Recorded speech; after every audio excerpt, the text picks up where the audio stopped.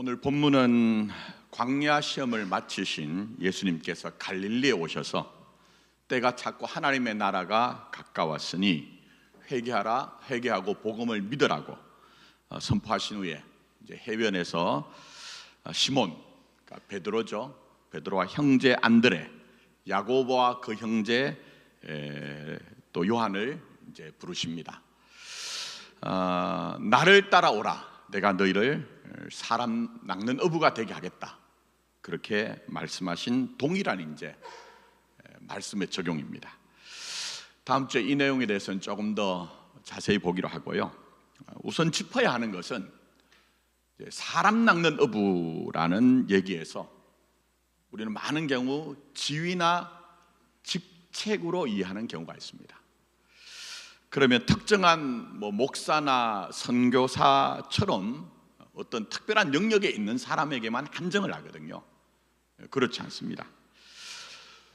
또 그게 아니면 그동안 조국교회에 유포되어 온 얘기 가운데 하나가 사람 낚는 어부라는 말에서 사람들에게 크게 영향을 끼칠 수 있는 어떤 사회적인 위치, 그것으로 이해시킨 면이 있습니다.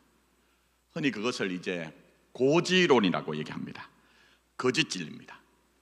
높은 위치에 있다고 해서 거룩한 영향력이 나타나는 것은 아닙니다. 고지라는 것은 여러분 아신 것처럼 전투 중에 높은 위치를 점유하면 전투에서 아주 유리한 그런 국면이 발생된다. 어떤 그런 세상에 있는 내용과 방식을 교회 안에 끌고 들어온 겁니다. 절대 그렇지 않습니다. 역사가 증명한 게 있죠. 성경의 내용을. 우리나라 역사에서 개신교 배경을 가진 대통령은 초대 대통령인 이승만 대통령부터 세 분의 대통령을 배출했습니다. 그리고 2022년도 현재 전 국민의 한 15%가 교회를 다닌답니다. 그런데 건너편 여의도에 국회의원들 조사를 해보니까 스스로 교회를 다닌다는 사람들이 41%예요. 이 정도면 개신교가 교회 다니는 사람이 고지를 점령한 거죠. 자, 그러나 과연 세상 사람들이 그 정도 고지를 점령한 교회와 성도를 향해 거룩하다고 느낍니까? 제가 한번 질문을 던지지만 우리는 여기에 신뢰를 들지 않아도 그렇지 않다는 답을 우리는 가지고 살고 있습니다. 자, 그러니 나를 따라오라, 나를 따라오라. 내가 너희를 사람을 낚는 어부가 되게 하겠다는 것은 신앙의 본질에 가는 것이지 그게 직이나 직책이나 사회적인 위치에 가는 것이 절대 아니라는 것입니다. 속지 마십시오. 이런 거짓 복음에. 그리고 또 하나 짚자면 시몬과 안드레 그물을 버려두죠. 또 야고보와 요한도 아버지와 품꾼을 배에 버려두고 예수를 따라갔다. 이런 장면이 나옵니다. 근데 이런 장면을 통해서 뭔가 커다란 각오와 열심 한 번으로 해결한다고 생각하시면 안 됩니다. 우리는 그런 쪽에 많이 포커스 맞춘 설교를 들었거든요. 절대 그렇지 않습니다. 그렇게 생각하면 여러분 자신이 스스로 썩기가 쉽습니다. 그런 얘기를 더 잘하는 것은 이단이나 사입이기 때문에 그렇습니다. 그들은 진리에 선 결단보다는 화끈한 열심을 촉구합니다. 그래서 사실은 이단과 사입에 빠진 사람은요, 교회 안 다니는 사람이 아니라 그동안 이런 장면을 통해서 어떤 한 번의 열심과 각오를 가지고 해결하는 것처럼 메시지를 들었던 성도들이 더 많이 빠지는 겁니다. 절대 기독교 신앙은 그렇지 않습니다. 그래서 보시면은 사람 낚는 어부가 된다고 한 것에 대해서 베드로와 안드레, 야고보와 요한의 이 마가복음 1장의 시작입니다. 이것으로 결정난 게 아니에요. 그렇죠, 여러분? 어디까지 가야 됩니까? 마가복음으로 얘기하면 16장까지 가야 됩니다. 16장까지. 너희가 사람 낚는 어부가 되겠다, 나를 따라오라고 하신 것은 1장으로 완성된 게 아니고요, 마가복음으로 얘기하면 16장까지 가야 됩니다. 그리고 베드로를 비롯한 제자들 같은 경우에 복음서뿐만 아니라 실제적으로는 사도행전을 가야 그들이 예수님을 따라간 얘기가 나오는 것이고, 또 성경 전부로 담아낼 수 없기 때문에 교회 역사 가운데 그들의 흔적을 찾아야 됩니다. 자, 그런 점에서 다시 한번 말씀드립니다. 여러분을 향해서도 우리 주님은 나를 따라오라 얘기합니다. 목사 따라올 필요 없습니다. 절대 신앙은 그렇지 않습니다. 예수님이 여러분을 향해 나를 따라오러 가십니다. 그러나 그 나를 따라오라는 주님의 뜻은 그저 한순간이 아니라 한 사람의 일생에 가는 거라는 거예요. 일생에 가는 거. 그 여러분의 일생 동안 예수를 따르는 것에 대해서 양보도 하지 마시고, 그저 한 번의 성공과 성취로 여러분들이 확인하지 마시고, 지금까지 예수를 따라서 사신 것처럼 앞으로 허락된 여건과 시간 속에 예수 따라 살면 된다는 거예요. 다른 데 마음 두지 마시고. 자, 더욱더 그런 것을 우리에게 보여주신 분이 계시죠. 바로 예수님입니다. 우리 지난주까지 예수님의 광야심을 봤죠. 근데 오늘 베드로를 비롯한 제자들에게 나를 따라오라 하신 예수님은 돌로 떡을 만들어라, 또 높은 데서 영광을 다 보여주고 한번 저라는 것을 해결하자는 유혹도 거절하셨죠. 또 높은 곳에서 뛰어내려 네가 하나님의 아들인 것을 증명하라는 폭력적인 사단의 제안에 대해서 노를 하시고, 예수님은 하나님과의 깊은 관계 속에서 하나님의 뜻으로 십자가의 자리까지 가셨습니다. 또 십자가의 자리가 결론이 아니라 부활하여 결국 예수님 자신이 온 세상의 주와 그리스도라는 것이 드러나는 그 자리까지 양보하지 않고 가셨습니다. 그 주님이 우리에게 나를 따라오라고 하는 거예요. 다시 한번 말씀드리면, 한순간의 열심과 업적과 명분 가지고 여러분 자신을 판단하지 마십시오. 자, 그래서 보시면 예수님은 자신이 사신 이 내용을 통해 우리에게도 오늘 나를 따라오라고 하시는 것은 하나님 뜻이 무엇입니까? 그것은 결국 하나님과의 관계 안에서 하는 겁니다. 그리고 하나님과의 관계 안에 산다는 것은 우리 주님이 광야에서 사단의 제안을 거절하시고, 이제 우리가 봐야 되지만 마가복음을 비롯한 복음서에는 순간순간 아버지의 뜻을 구하고 아버지의 도움을 구하고, 더 극적으로는 겟세마네 동산에서 땀방울이 핏방울이 되어 떨어질 정도로 하나님과의 소통 관계 속에서 모든 것들을 감당하셨다는 겁니다. 그 이외에는 아무것도 없습니다. 다른 것으로 교회와 신자의 존재 자체를 확인할 것은 아무것도 없습니다, 여러분. 그렇지 않으면 여러분이 여러분 자신에게 쏟게 되어 있습니다. 자, 그런 점에서 오늘 설교의 결론으로 우리에게 예수님은 궁극적으로 신앙은 하나님과의 관계, 그리고 하나님과의 소통에 관한 것이니, 하나님과의 관계와 소통에 대해서 잘하는 것에 대해서 양보하지 말라. 거기에 대해서 잘해야 된다. 그것 자체가 바로 하나님의 나라다. 그렇게 우리에게 말씀합니다. 관계와 소통을 절대 놓치지 마십시오. 만약 우리가 하나님과의 관계나 하나님과의 소통을 놓쳐버리면요, 그저 순간의 열정, 명분, 업적 정도로 신앙을 쫓아가면 자칫하면 여러분 자신이 기대하지 않은 결과를 비극적으로 만나게 됩니다. 김 목사는 너무 좀 직설적으로 얘기해서 여러분에게 불편하게 해드려 죄송하지만 그 길을 가면 안 되기 때문에 그렇게 말씀드립니다. 그게 어디 드러납니까? 마태복음 7장에 나오죠. 어떤 무리들이 주님 앞에 나서 주여 주여 우리가 주의 이름으로 선지자 노릇을 하며, 또 뭐라고 합니까? 주의 이름으로 귀신을 쫓아내며 주의 이름을 이루어 권능을 행하지 아니하였습니까? 라는 치적을 자랑합니다. 그 정도면 대단하잖아요.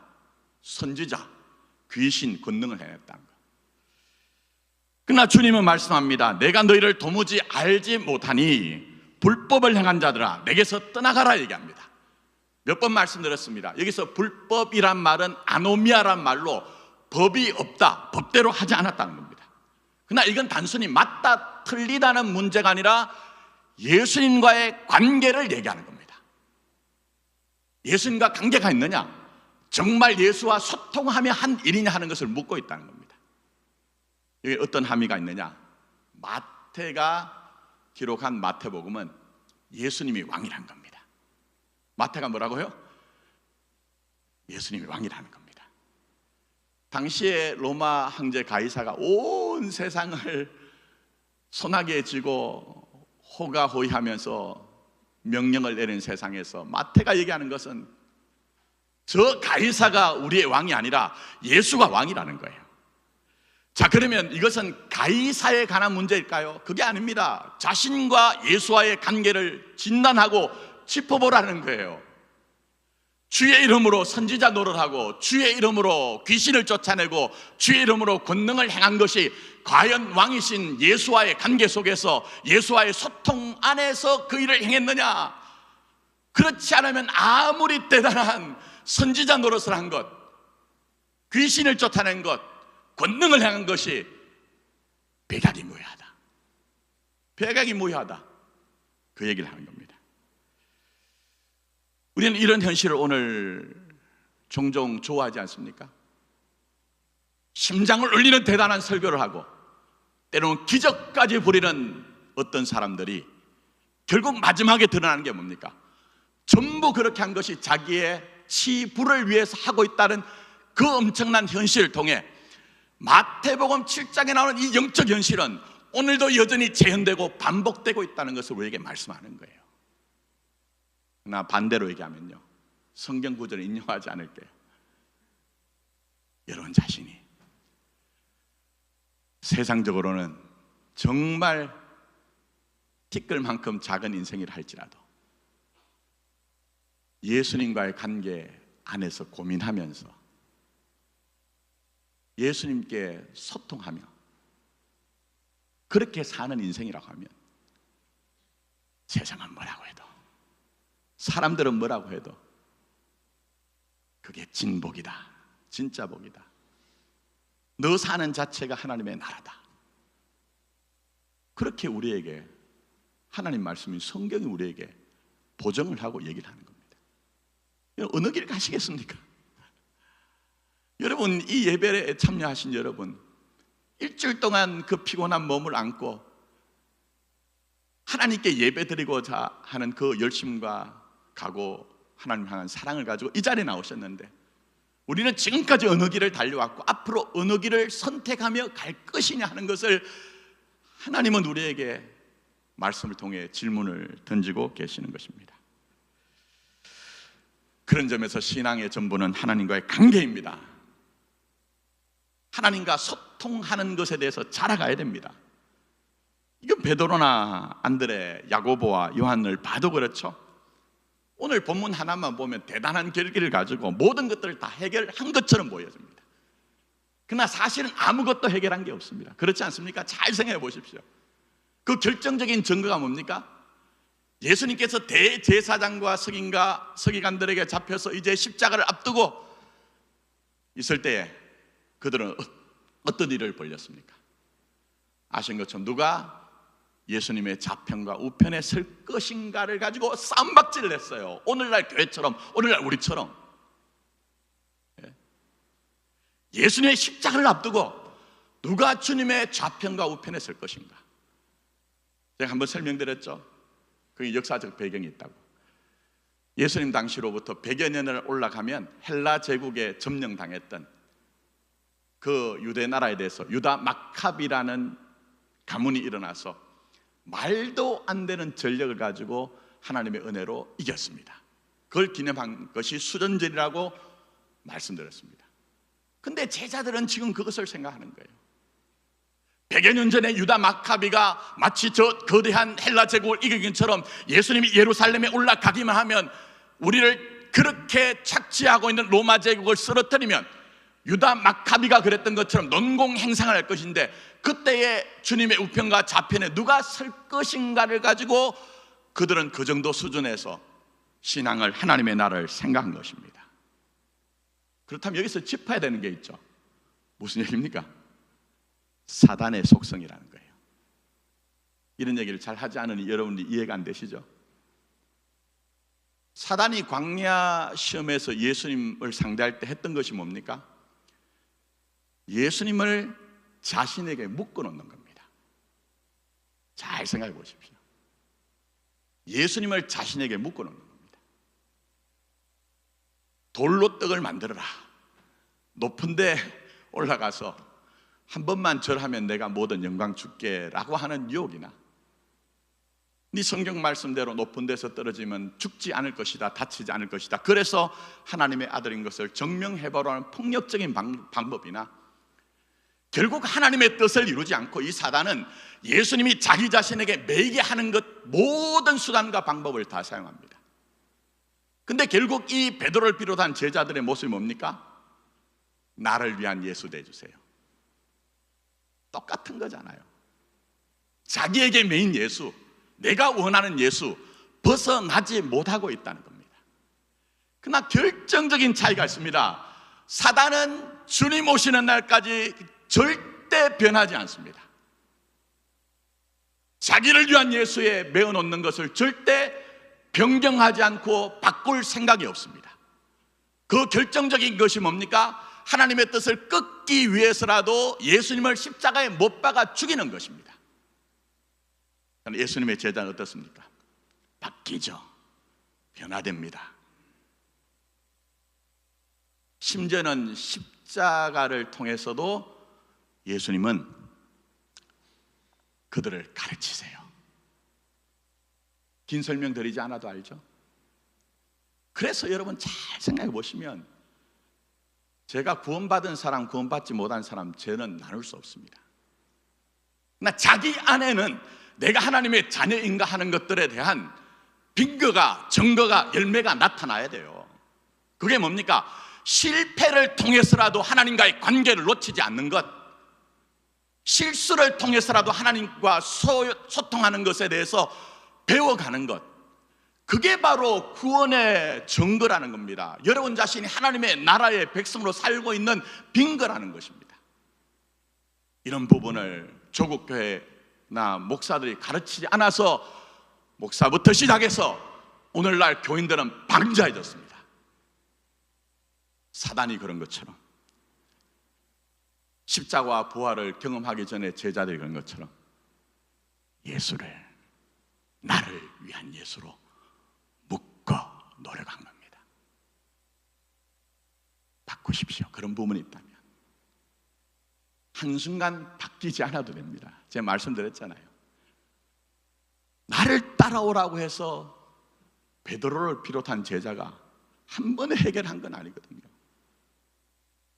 그러나 적어도 우리가 예수 믿은 세월이 이 정도였다고 하면, 여러분 스스로 제게 내가 이 교회 나온 지 40년, 50년 되었다고 얘기하고, 내가 이런 직분을 가지고 과거엔 우리 교회가 이렇게 화려한 업적과 전적이 있다고 하면, 그게 기억 속에 하나의 흔적으로 남지 않기 위해서는 오늘 내가 예수의 십자가 앞에서 하나님과의 관계를 놓치지 않아야 되고, 내가 생각하고 판단한 것이 하나님께 뜻을 묻는 소통이 내게 있어야 된다는 것을 우리 하나님은 우리에게 양보하지 않고 택함 받은 여러분에게, 우리 교회에게 지금 말씀을 하고 계시는 것입니다. 저는 우리 교회가 정말 하나님과의 관계를 회복하고 하나님께 더 가까이 나가는 교회가 되었으면 좋겠고, 뭘 하든지 자기 고집 속에서 자기 생각과 판단을 이 교회에 확정하기 위해서 몸부림치는 것이 아니라, 아버지의 뜻을 위해서 우리 주님께서 겟세마네 동산에서 땀방울이 핏방울처럼 떨어지는 것처럼 몸부림칠 수 있는 그런 교회와 성도들이 이곳에서 하나님을 예배하는 교회가 되었으면 하는 그런 마음이 가득한 것입니다. 왜요? 솔직하게 저도 맡기 전에는 몰랐기 때문에 그렇습니다. 잘 한다고 생각했는데 그게 전부 다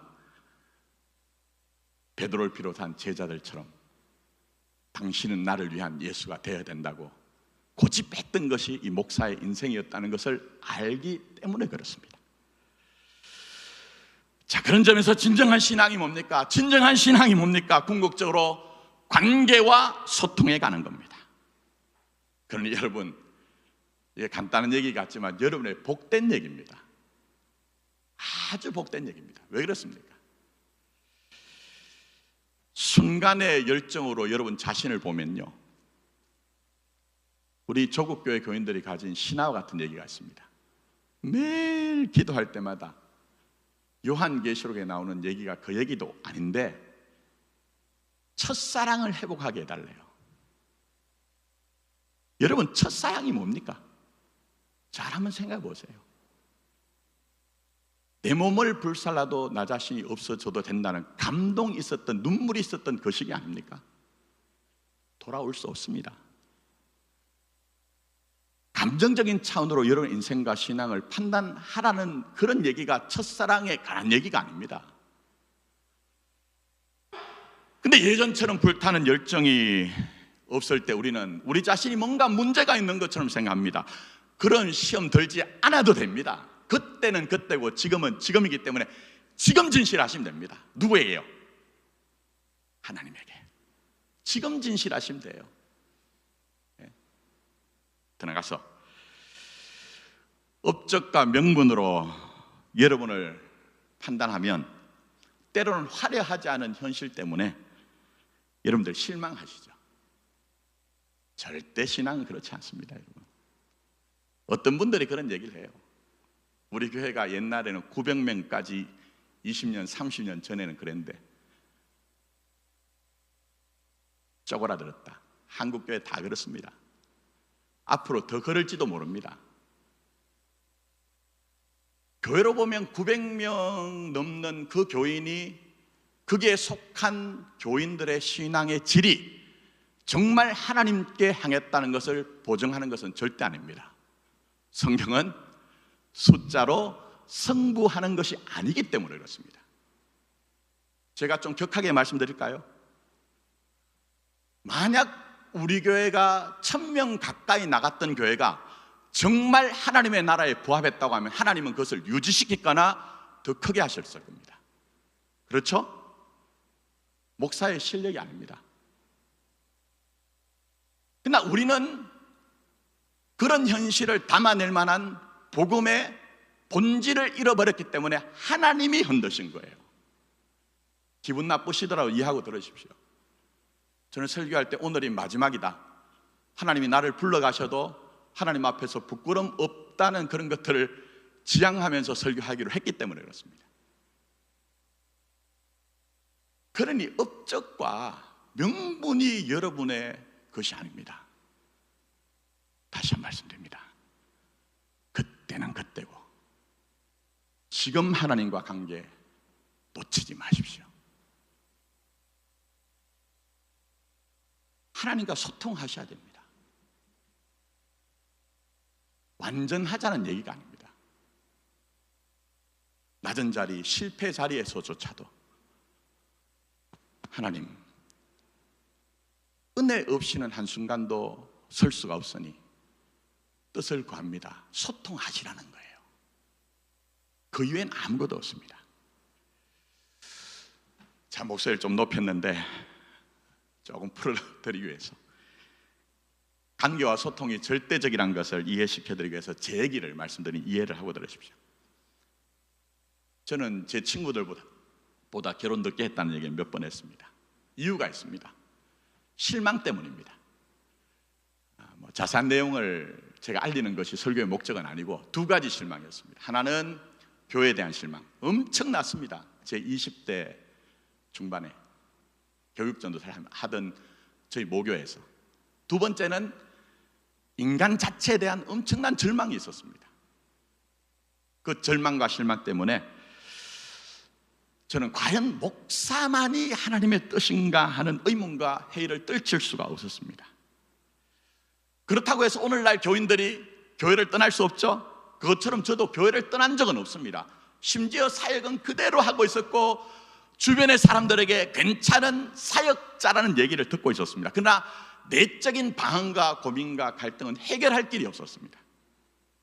시간만 나면 들로 산으로 쏘다녔습니다. 기도원 찾아다녔습니다.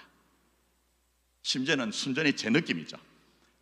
와, 저분들은 어떻게 자기 삶을 다 포기하고 저렇게 하나님께 자기 인생을 헌신하며 살까 하는 분들이 계셨습니다. 그게 수도사입니다.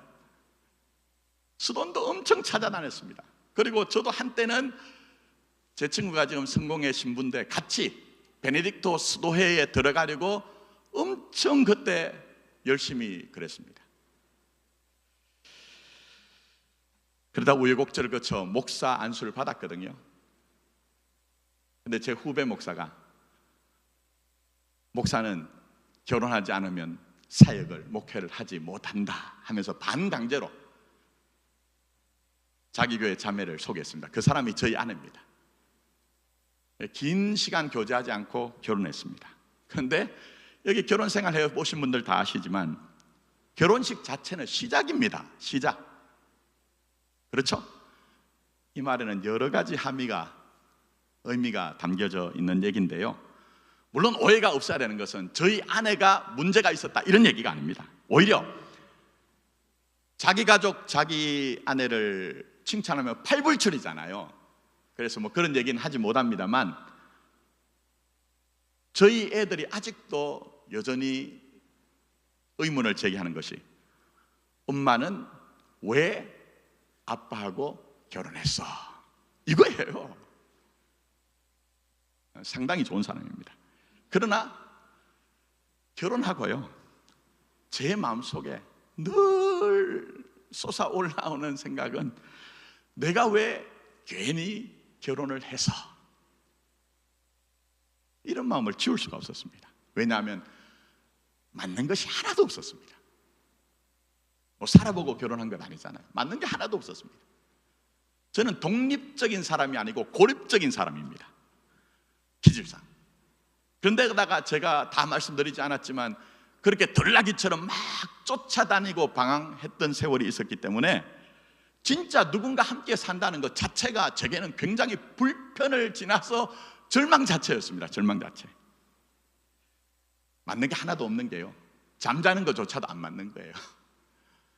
저는 여러분들 흔히 하는 말로 이제 늦게 잠을 자는 저녁형 사람이 있다고 하죠. 근데 저는 저녁형이 아니고요, 심야형입니다. 내일 새벽 기도가 있어도 거의 새벽까지 책 읽고 묵상하고 정리하고 자기 일 하다가 자는 스타일. 그런데 결혼해 보니까 저희 아내는 완전히 새벽형 인간이에요. 새벽형 인간. 근데 하나도 안 맞잖아요. 일찍 자야 되는 거예요. 거기다가 음식 하나 얘기하면요, 저는 무슨 음식이든지 고춧가루만 벌겋게 풀면 맛있다고 느끼는 저쪽 어느 지방 사람입니다. 고향이. 예? 뭐 재료가 필요 없어요. 뭐든지 고춧가루만 집어넣으면 맛있다고 느낀 사람이에요.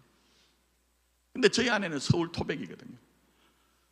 정성껏 마련해서 음식을 가지고 오는데 속된 표현을 하면 이게 내 맛인지 네 맛인지 모르겠는 거예요.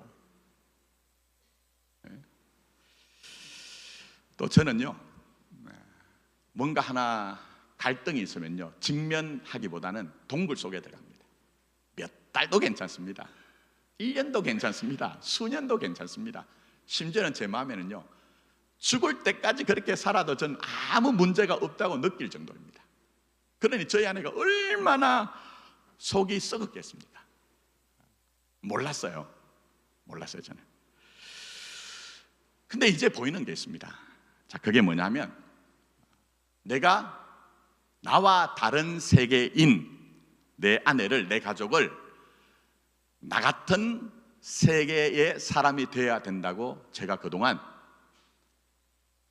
그렇게 주장했다는 거예요. 그게 보이기 시작하더라고요. 내가 내 아내와 관계가 부족했고 소통하는 방식도 적절하지 않았다는 것을 이제 살 만큼 살아서 그런지 이제야 좀 보이기 시작합니다. 제가 관계와 소통에 대해서 두 가지로 자세한 설명은 드리지 못하지만 영상으로 준비했습니다. 한번 보시면 첫 번째는 강박이 있습니다. 타자라는 말이 있죠. 타자라는 말은 쉽게 말씀드리면 나 아닌 존재예요. 나 아닌 존재. 근데 레비나스라고 하는 평생을 타자에 대해서 천착해서 연구했던 분의 얘기를 제가 인용하지 않겠지만, 인간이 가진 죄성, 인간이 가진 한계가 뭡니까? 나와 다른 세계인 그 사람을 나와 같은 세계의 사람이 되어야 된다고 우리가 그렇게 요구하는 것, 그게 강박입니다. 강박. 비유적으로 좀 보여드리자고 하면, 위에 누가 있습니까? 산타크로스 있죠. 산타크로스 어떻습니까? 평소에는 나타나지 않다가 언제 나타나요? 그렇죠. 크리스마스 이브에 나타나서 내가 원하는 것을 줄 수 있는 존재. 간 보니까 제가 제 아내에게 그런 것을 원했어요. 제가 조금 더 좀 세게 나가면, 마치 동전을 넣으면 거기서 음료수나 내가 원하는 어떤 물품을 얻을 수 있는 자판기처럼 그런 기계적인 관계. 조금 더 강하게 나가면 마치 채권자와 채무자처럼 내가 받아야 되는 것을 받아내야 된다는 어떤 그런 관계. 그게 바로 소통에 있어서 첫 번째 강박의 관계가 있다는 겁니다. 근데 저 같은 경우에는 목사다 보니까 목사라는 직책 자체가요, 그런 것들을 더 강하게 했던 것 같아요. 말은 하지 않았지만, 당신이 교회가 전부인 목사와 결혼을 했으면 당신은 무조건 내 입장을 따라야 된다. 이게 강했던 것 같아요. 그게 어느 정도냐? 제가 서울에서 사역을 하다가 대구에 임지가 정해졌는데 저희 아내한테 묻지도 않았습니다. 결정되고 난 후에 보따리 싸라. 깜짝 놀랐죠. 근데 한마디도 털을 달지 않았습니다. 그래서 내려가서 목회를 인간적으로 정말 열심히 했습니다. 그래서 여러분이 그렇게 원하는 부흥도 그곳에서는 어느 정도 맛을 봤고, 주변에서는 건강한 교회, 목회 잘하는 사람, 이렇게 인정을 받았습니다. 그러나 다시 제가 교회 임할 때도 제가 한 번도 의논하지 않았습니다. 결정되고 난 후에 제가 얘기를 했더니 저희 아내가 이제 좀 살만한데 한 번만 다시 생각해봐 하는데, 다시 생각했을까요? 안 했을까요? 절대 하지 않았습니다. 절대 하지 않았습니다.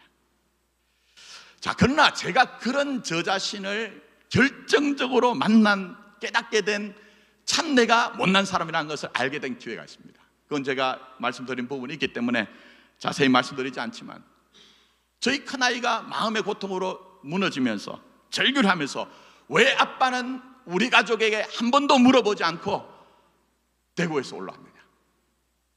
그래서 결과가 뭐냐? 모든 것을 다 잃고 명예조차 잃어버렸는데 이게 뭐냐고 절규하는 그 소리 속에서 하나님의 음성을 들은 거예요. 제가 제 자신의 모습을 본 거예요.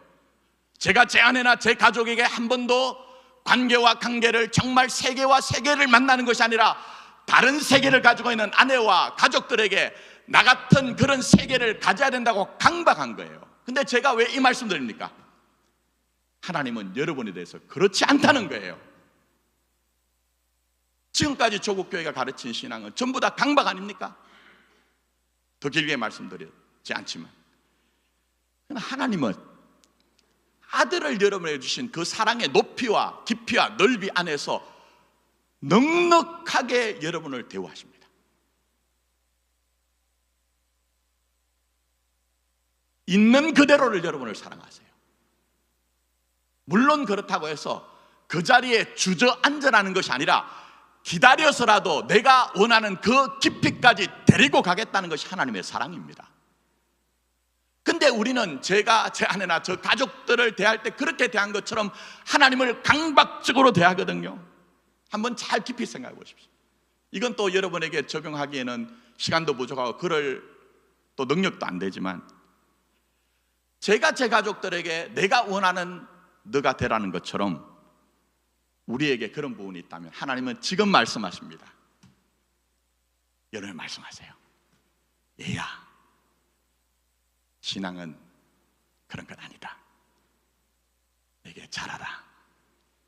내게 잘하라.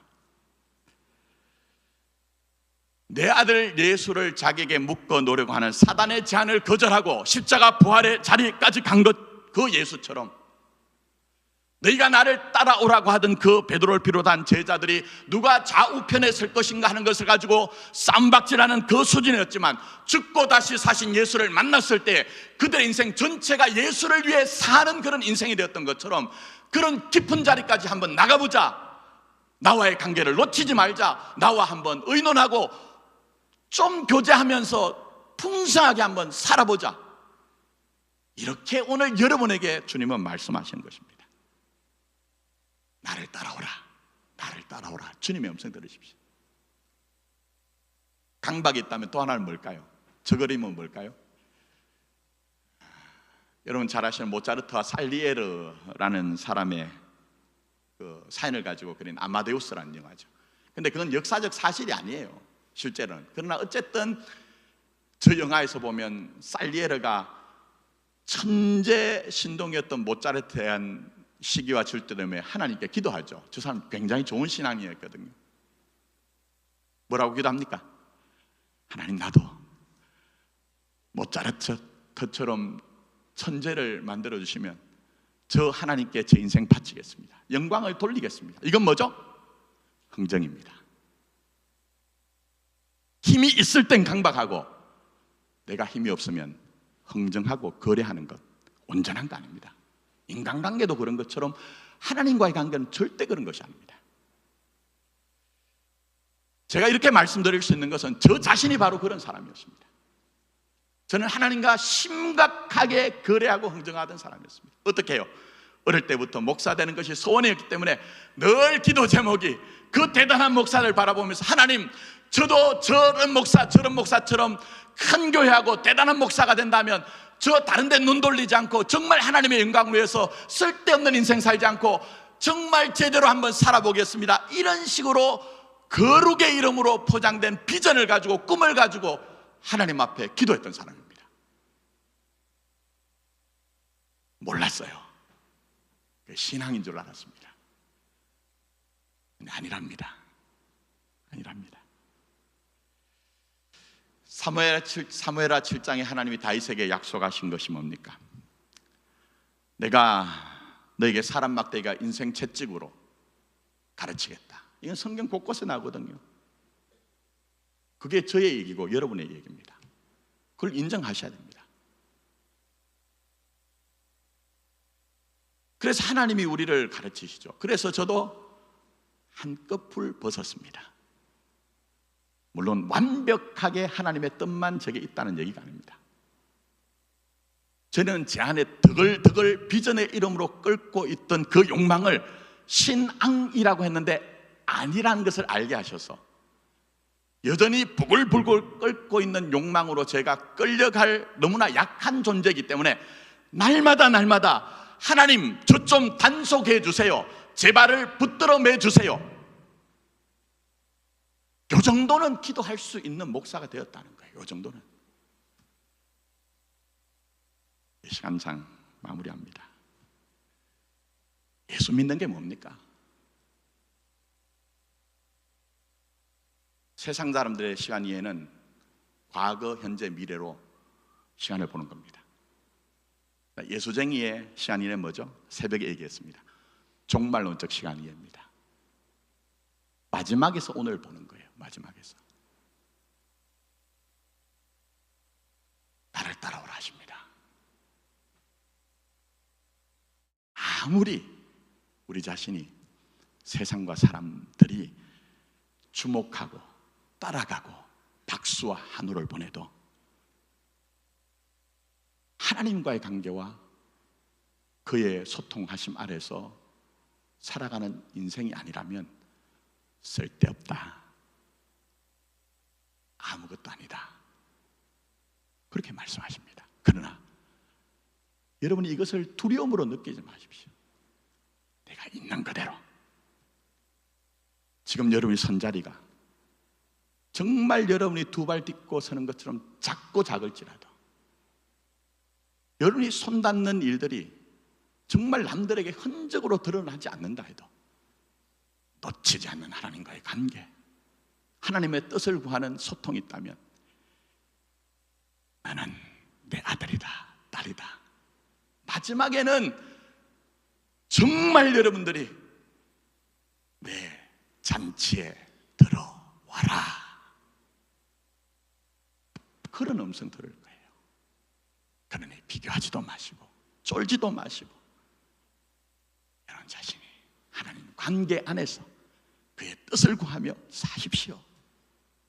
예배당 안에서도 그렇게 하시고 예배당 밖의 가정에서도 사업의 현장에서도 독불 장군이 되어서 자기가 왕이 된 것이 아니라 정말 나를 따르라 하신 주님 따라가신다면 순간순간이 의와 희락과 평강으로 임하는 진짜 하나님의 나라를 여러분 딛고 서 있는 곳에서 누릴 수 있을 것입니다. 이런 복된 삶이 되기를 예수님의 이름으로 축복합니다. 기도하겠습니다.